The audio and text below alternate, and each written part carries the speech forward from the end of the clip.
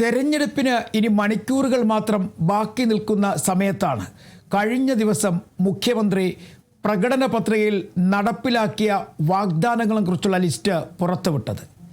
2021 നടന്ന തെരഞ്ഞെടുപ്പിൽ അന്നത്തെ LDF മുന്നോട്ട് വെച്ച വാഗ്ദാനങ്ങളുടെ പട്ടികയും അതിൽ എന്തുമാത്രം പ്രവർത്തനങ്ങൾ പൂർത്തിയാക്കിയെന്നുള്ള കാര്യവും അടങ്ങുന്ന ലിസ്റ്റാണ് പ്രോഗ്രസ് റിപ്പോർട്ടിലൂടെ മുഖ്യമന്ത്രി പുറത്തുവിട്ടത്.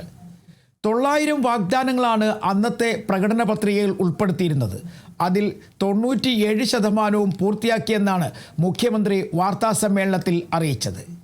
ഒരു പ്രധാനപ്പെട്ട കാര്യമായി അദ്ദേഹം പറഞ്ഞത് ഭവന നിർമ്മാണവുമായി ബന്ധപ്പെട്ട കാര്യത്തിലാണ്.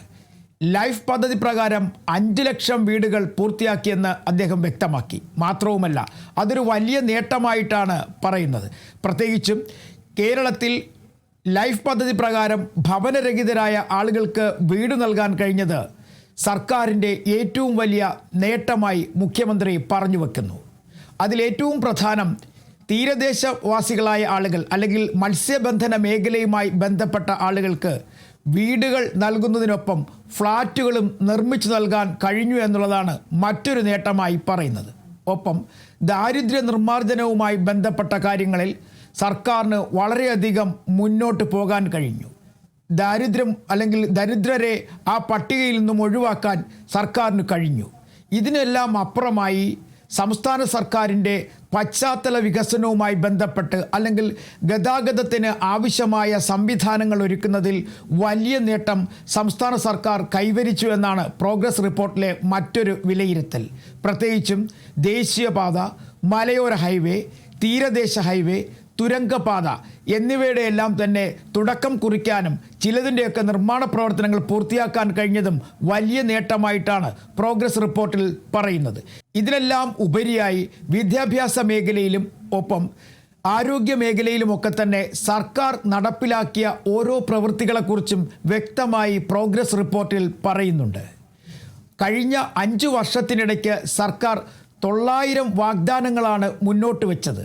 അതിൽ 97% പൂർത്തിയാക്കാൻ കഴിഞ്ഞത് വളരെ സന്തോഷത്തോടു കൂടിയാണ് മുഖ്യമന്ത്രി അവതരിപ്പിക്കുന്നത്.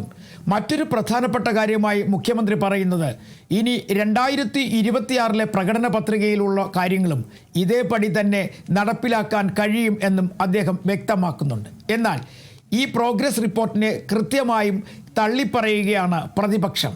കാരണം കഴിഞ്ഞ 10 വർഷത്തെ നേട്ടങ്ങളാണ് ഈ 5 വർഷം കൊണ്ട് പറയുന്നതെന്നാണ് പ്രതിപക്ഷ നേതാവ് VD സതീശൻ പറയുന്നത്.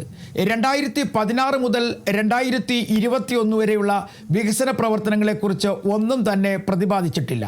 2021 മുതൽ 2026 വരെയുള്ള നേട്ടങ്ങൾ എന്ന് പറഞ്ഞ് വിവരിക്കുന്നത് 2016 തുടങ്ങി 2026 അവസാനിക്കുന്ന 10 വർഷത്തെ നേട്ടങ്ങൾ എന്നാണ് പ്രതിപക്ഷത്തിൻ്റെ പ്രധാന ആരോപണം. മാത്രവുമല്ല, ഭവനരഹിതർക്ക് വീട് വെച്ച് നൽകുന്ന കാര്യത്തിൽ വലിയ തരത്തിലുള്ള വീഴ്ചകൾ സംഭവിച്ചിട്ടുണ്ടെന്നും പ്രതിപക്ഷ നേതാവ് ആരോപിക്കുന്നു.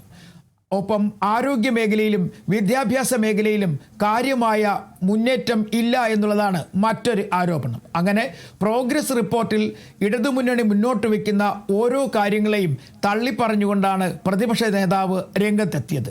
പ്രതിപക്ഷ നേതാവ് മാത്രമല്ല, മുൻ പ്രതിപക്ഷ നേതാവ് രമേശ് ചെന്നിത്തലയും പ്രോഗ്രസ് റിപ്പോർട്ടിനെ തള്ളിപ്പറഞ്ഞു. ശുദ്ധ നുണ എന്നാണ് മുൻ പ്രതിപക്ഷ നേതാവ് രമേശ് ചെന്നിത്തല പറയുന്നത്. എന്തായാലും മണിക്കൂറുകൾ മാത്രം തെരഞ്ഞെടുപ്പിന് ബാക്കി നിൽക്കുന്ന സമയത്ത് സംസ്ഥാന സർക്കാർ ഇതുവരെ നടപ്പിലാക്കിയ വികസന പ്രവർത്തനങ്ങൾ ആ ചുരുങ്ങിയ സമയത്ത് ചർച്ചയാകുന്നു എന്നുള്ളതാണ് എടുത്തു പറയേണ്ട പ്രധാനപ്പെട്ട കാര്യം.